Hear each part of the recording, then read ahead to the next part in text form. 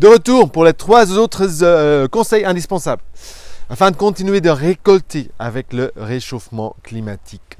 Numéro 4, investissez dans des plantes ligneuses jeunes.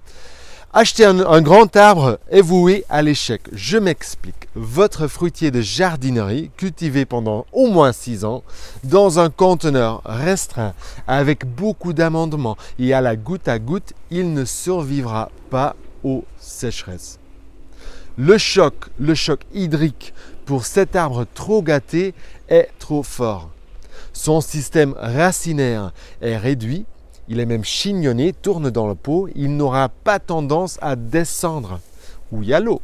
Tout comme la masse de branches et de feuilles qui pèsent trop lourd pour la motte en bas, et à chaque coup de vent, l'arbre bouge et les jeunes racines, les radicelles déchirent. Il est impératif d'acheter des jeunes arbres.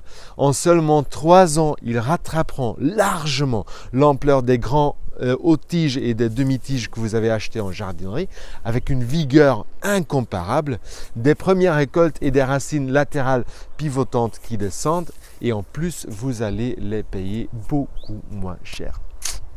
Numéro 5. Combiner de multiples étages.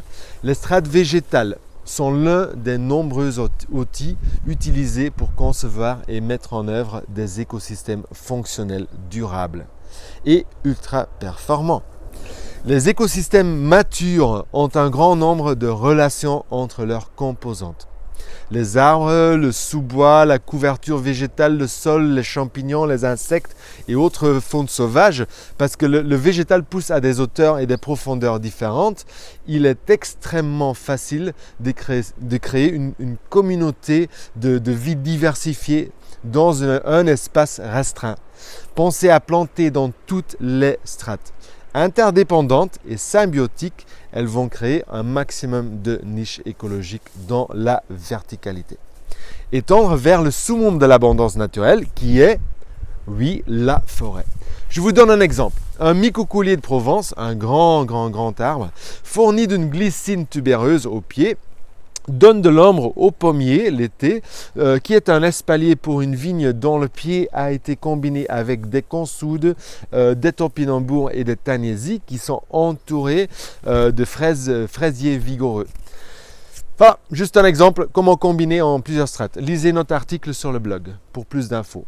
Plantez des fruitiers qui sont greffés sur des souches sauvages. Trop souvent, les porte-greffes utilisés en pépinière industrielle sont nanifiés et génétiquement modifiés.